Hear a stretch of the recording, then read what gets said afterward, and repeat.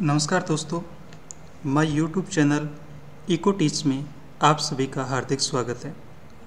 मैं गजराज सिंह, सहायक आचार्य अर्थशास्त्र, राजकीय महाविद्यालय राजसमंद से।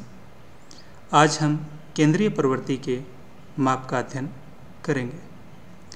दोस्तों, सांख्यिकी विश्लेषण का एक प्रमुख उद्देश्य होता है कि डेटा की कॉम्प्लेक्सिटी को रिड्यूस करना, अर्थात समकों की जो जटिलता होती है उसको कम करना और डेटा को तुलना योग्य बनाना और डेटा को संक्षिप्त में प्रस्तुत करना। हम इस उद्देश्य को पूर्ण करने में अभी तक कितने सफल हुए, यह महत्वपूर्ण है। हमने सबसे पहले डेटा कलेक्शन अर्थात समकों के संग्रहण को जाना, फिर डेटा को किस प्रकार से क्लासिफाइड किया जाता है अर्थात उसके वर्गीकरण के संबंध में जाना, और इसके बाद में डेटा को किस प्रकार से टेबुलेटेड किया जाता है अर्थात हमने सारणीयन को भी समझा। इन प्रक्रियाओं से डेटा की जो कॉम्प्लेक्सिटी है, जटिलता है, वो कम तो हुई लेकिन उतनी भी कम नहीं हुई जितनी होनी चाहिए थी। अर्थात हमें अभी तक सांख्यिकी सारणी को संक्षेप में प्रस्तुत करने वाला कोई एक सिंगल फिगर नहीं मिला जो उस सांख्यिकी सारणी का प्रतिनिधित्व करता हो। दोस्तों, अब प्रश्न उत्पन्न होता है कि यह सिंगल फिगर हमें कहाँ से मिलेगा। तो इसका एक ही जवाब है कि केंद्रीय प्रवृत्ति के माप से अर्थात सेंट्रल टेंडेंसी से मिलेगा। अब हम जानते हैं कि सेंट्रल टेंडेंसी क्या होती है। केंद्रीय प्रवृत्ति या सेंट्रल टेंडेंसी क्या होती है? तो किसी सांख्यिकी श्रेणी के केंद्रीय मूल्य अथवा प्रतिनिधि मूल्य को हम क्या कहते हैं? केंद्रीय प्रवृत्ति कहा जाता है। प्रतिनिधि मूल्य इसलिए कहा जाता है कि उस सांख्यिकी श्रेणी को ये रिप्रेजेंट करता है, ये संपूर्ण श्रेणी का प्रतिनिधित्व करता है। यह एक ऐसा मूल्य होता है जो सांख्यिकी श्रेणी के अधिकांश मूल्यों के आसपास केंद्रित होने की प्रवृत्ति रखता है। केंद्रीय प्रवृत्ति की औसत या उसके कार्य कौन कौन से होते हैं उनके बारे में हम जानेंगे। पहला जो उद्देश्य होता है कि डेटा को संक्षिप्त में प्रस्तुत करना। डेटा जो होता है वो जटिल या अव्यवस्थित होता है। उस डेटा को सरल, संक्षिप्त और समझने योग्य बनाना केंद्रीय प्रवृत्ति का प्रमुख उद्देश्य होता है। दूसरा उद्देश्य तुलनात्मक अध्ययन करना, कि प्रत्यक्ष रूप से डेटा को समझना क्या होता है, आसान नहीं होता है। एग्जाम्पल के रूप में यदि एक कॉलेज में 2000 स्टूडेंट्स पढ़ रहे हैं और एक दूसरी बी कॉलेज है जिसमें भी 2000 स्टूडेंट्स है वो पढ़ रहे हैं, तो टोटल हमारे पास जो डेटा की जो यूनिट्स है वो 4000 हो गई। तो इनकी व्यक्तिगत इकाइयों को समझना मुश्किल काम होता है। तो हम क्या करते हैं, वहाँ पर सेंट्रल टेंडेंसी को काम में लेते हैं, औसत को काम में लेते हैं, जिससे क्या होता है कि दोनों कॉलेजों की हम आसानी से तुलना कर सकते हैं एवरेज ज्ञात करके। तीसरा जो उद्देश्य होता है नीति निर्धारण करना। सरकार की भावी योजनाओं के निर्माण में और नीतियों के निर्धारण में औसत मार्गदर्शन का कार्य करते हैं। सरकार के लिए, व्यापारियों के लिए और अर्थशास्त्रियों के लिए अनुमान लगाना और निर्णय लेने का कार्य आसान हो जाता है एवरेज से। सांख्यिकी विश्लेषण में स्टैटिस्टिकल एनालिसिस के अंतर्गत बहुत सारी विधियां होती है, मेथड होते हैं, जैसे अपकिरण, विषमता, सहसंबंध, प्रतिगमन आदि। और इसमें हम केंद्रीय प्रवृत्ति को काम में लेते हैं, औसत को काम में लेते हैं। समूह का प्रतिनिधित्व करने में औसत होते हैं वो स्तर होते हैं, जबकि व्यक्तिगत जो इकाइयाँ होती है वो क्या होती है, परिवर्तनशील होती हैं। तो समूह होते हैं वो डेटा एक जटिल डेटा होता है और उस डेटा को संक्षेप में जो प्रस्तुत करता है वो केंद्रीय प्रवृत्ति प्रस्तुत करती है। अब हम जानते हैं कि आदर्श माध्य के लिए कौन कौन से गुण होने चाहिए। सबसे पहला जो गुण है वो होना चाहिए कि वो समझने में सरल और गणना करने में आसान होना चाहिए, अर्थात उसको साधारण व्यक्ति भी उसको समझ सके, आसानी से उसको कैलकुलेट कर सकें। एग्जाम्पल के रूप में हम यहाँ पर एक टेबल दे रहे हैं। ये एक एक्स सीरीज़ दी गई है जिसमें वैल्यू 30 से लेकर के 90 तक दी गई है और इसका जो सिग्मा एक्स है वो 420 है। इसमें पदों की संख्या n जो कि 7 है। इसका समांतर माध्य जब हम ज्ञात करते हैं तो सिग्मा एक्स अपॉन n अर्थात इसका 60 आता है। ये कैलकुलेशन बहुत ही आसान है और आसानी से इसको समझा जा सकता है। तो माध्य हमारे लिए ऐसा होना चाहिए जिसको हम आसानी से कैलकुलेट कर सकें। दूसरा गुण देखते हैं क्या होना चाहिए उसमें। सभी पद मूल्यों पर आधारित होना चाहिए, अर्थात जो समांतर माध्य होता है वो सांख्यिकी सीरीज़ के सभी पद मूल्य, जैसे यहाँ पर x की वैल्यू 30 से लेकर के 90 तक दिए गए हैं, तो इन सभी पद मूल्यों पर क्या होना चाहिए, आधारित होना चाहिए। तीसरा, बीजगणितीय विश्लेषण किया जा सके। हमारे लिए माध्य ऐसा होना चाहिए जिसमें मैथमेटिकल ट्रीटमेंट किया जा सके। जैसे कि हमने यहाँ पर देखा कि x बार हमने ज्ञात किया, सिग्मा x में n का भाग लगा करके हमने ज्ञात किया। अब यदि हम सिग्मा x ज्ञात करना चाहते हैं तो उसको किस प्रकार से हम ज्ञात करेंगे। देखिए, sigma x is equal to x bar into n, और जब हमने इसको ज्ञात किया तो ये हमें मिल गया 420। तो ये इसमें विशेष गुण होना चाहिए, अर्थात बीजगणितीय गुण होना चाहिए।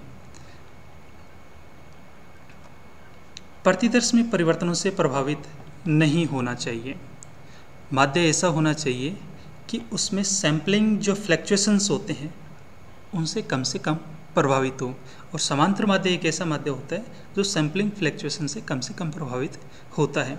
यहाँ पर एक सारणी के रूप में जैसे x की जो वैल्यू दी गई है, और हम जब इसमें ये जो हमने आंसर जो ज्ञात किया है, समांतर माध्य जो ज्ञात किया है वो डायरेक्ट मेथड से ज्ञात किया है, और यदि हम इसको शॉर्टकट मेथड से हल करते हैं तो यहाँ पर हमें एक एज्यूम्ड मीन लेना होता है, कल्पित माध्य है। तो कल्पित माध्य को आप मान लीजिए एक तरह से वो सैंपल है। तो इस सीरीज़ में आप 30 से लेकर के 90 तक कोई भी एक वैल्यू ले सकते हैं, और उस वैल्यू के आधार पर जब आप कैलकुलेशन करके समांतर माध्य ज्ञात करते हैं तो आपको समांतर माध्य कितना मिलेगा, 60 ही मिलेगा। कैलकुलेशन भले ही आपकी जटिल हो जाएगी वहाँ पर, लेकिन आपका जो आंसर है वो 60 ही मिलेगा। तो माध्य ऐसा होना चाहिए कि वो सैंपल में परिवर्तन से प्रभावित नहीं होना चाहिए। नेक्स्ट, चरम मूल्यों अर्थात जो एक्सट्रीम वैल्यू है उससे कम प्रभावित होना चाहिए। तो सबसे पहले कि एक्सट्रीम वैल्यू होती क्या है, तो इस सांख्यिकी सीरीज़ जो दी गई है उसमें जो 30 जो मिनिमम वैल्यू है और मैक्सिमम वैल्यू जो 90 है वो क्या है, इसमें एक्सट्रीम वैल्यू है, चरम मूल्य होते हैं। यदि इनमें परिवर्तन होता है तो माध्य में कोई परिवर्तन नहीं होना चाहिए, और इस प्रकार का जो गुण है वो पाया जाता है, वो मध्यका में पाया जाता है जो इनमें परिवर्तन से प्रभावित नहीं होता है। नेक्स्ट, एवरेज है वो कितने प्रकार के होते हैं। देखिए, एवरेज में पहला जो प्रकार है वो मैथमेटिकल या गणितीय प्रकार होता है। मैथमेटिकल हम इसलिए कह रहे हैं कि उन माध्यों के अंदर गणितीय विशेषताएं होती हैं, अलजेब्रिक ट्रीटमेंट होता है, मैथमेटिकल प्रॉपर्टीज़ को वो फॉलो करते हैं। दूसरा जो पोजिशनल होता है, पोजिशनल या स्थिति संबंधी माध्य कहा जाता है, अर्थात ऐसे माध्य जो एक सांख्यिकी श्रेणी में उनकी पर्टिकुलर एक पोजीशन होती है, उस पोजीशन पर ही वो निर्धारित होते हैं, तो उन माध्यों को हम कहते हैं वो पोजिशनल कहा जाता है। और तीसरा होता है कॉमर्शियल या व्यापारिक होता है। व्यापारिक माध्य होते हैं वो समांतर माध्य के ही विशेष रूप होते हैं। मैथमेटिकल माध्य के कौन कौन से प्रकार होते हैं। पहला जो होता है अर्थमेटिक मीन होता है, समांतर माध्य जिसको कहा जाता है, और इसको x बार से हम व्यक्त करते हैं। दूसरा जियोमेट्रिक मीन या गुणोत्तर माध्य होता है जिसको हम GM से व्यक्त करते हैं। तीसरा हार्मोनिक मीन हरात्मक माध्य, जिसको हम HM से व्यक्त करते हैं। और फोर्थ होता है क्वाड्रेटिक मीन या द्विघाती माध्य होता है, जिसको हम QM के द्वारा व्यक्त करते हैं।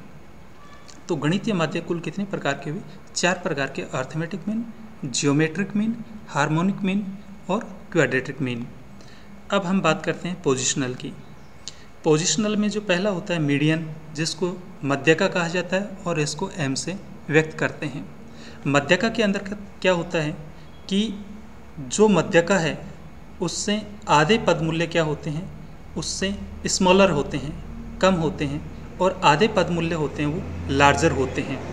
तो मध्यका की पर्टिकुलर एक पोजीशन होती है, इसलिए ये पोजिशनल की श्रेणी में शामिल होता है, क्योंकि मध्यका का निर्धारण वैल्यू ऑफ आइटम से नहीं होता है बल्कि नंबर ऑफ आइटम से होता है। सेकंड मोड, या जिसको बहुलक कहा जाता है। बहुलक का निर्धारण हम फ्रीक्वेंसी के आधार पर करते हैं। तो जो मीडियन और मोड होते हैं दोनों ही पोजिशनल की एवरेज के अंदर शामिल होते हैं। कॉमर्शियल में जो पहला है मूविंग एवरेज, जिसको चल माध्य कहा जाता है। इस माध्य का जो हम प्रयोग है टाइम सीरीज के अंतर्गत करते हैं। दीर्घकालीन जो उपनति मूल्य हम ज्ञात करने में इसका प्रयोग किया जाता है। प्रोग्रेसिव एवरेज या प्रगतिशील माध्य जिसको कहा जाता है, यह संचयी प्रकृति का होता है, क्यूमुलेटिव होता है। इसके अंतर्गत हम प्रत्येक वर्ष के क्या एवरेज ज्ञात करते हैं और पिछले वाले वर्ष को छोड़ते नहीं हैं, अर्थात ऐड करते रहते हैं उसमें, तो वो प्रोग्रेसिव एवरेज होता है। तीसरा जो होता है कंपोजिट एवरेज होता है, या संग्रथित या जटिल माध्य जिसको कहा जाता है। जटिल माध्य एक एग्जाम्पल के रूप में कि मान लीजिए कि कॉलेज के अंतर्गत NCC, NSS और स्पोर्ट्स 3 प्रकार की एक्टिविटी हैं, और तीनों एक्टिविटी के अंतर्गत पिछले 5 वर्षों के दौरान जो व्यय किया गया है उसका हमें एवरेज ज्ञात करना है। तो हम अलग अलग क्या करेंगे, इनका 5 वर्ष का एवरेज ज्ञात करेंगे, और जो एवरेज मिलेगा उसका फिर हम क्या करेंगे, एक कंपोजिट एवरेज ज्ञात करेंगे, उनका भी हम एक औसत ज्ञात करेंगे। तो वो जो एवरेज होगा वो कंपोजिट एवरेज होगा। और इस माध्य का जो हम प्रयोग है इंडेक्स के अंदर करते हैं। तो इस प्रकार से जो एवरेज है वो हमारे 3 प्रकार के हैं, और हम मुख्य रूप से arithmetic mean, geometric mean, harmonic mean, median और मोड, इनके संबंध में हम आगे जो नेक्स्ट हमारी ऑनलाइन वीडियो क्लास होगी उसमें हम पढ़ेंगे। दोस्तों, यह जो वीडियो है वो आपको अच्छा लगा है तो शेयर कीजिए, लाइक कीजिए, और अधिक से अधिक स्टूडेंट्स लाभान्वित हो सके। जिससे इस चैनल पर अपलोड किए जाने वाली वीडियो से आप अपडेट रहना चाहते हैं तो चैनल को सब्सक्राइब कीजिए, और कमेंट बॉक्स में भी आपका हार्दिक स्वागत है, जहां आप वीडियो पर अपना फीडबैक भी दे सकते हैं। धन्यवाद। नेक्स्ट क्लास में फिर मिलेंगे। ओके।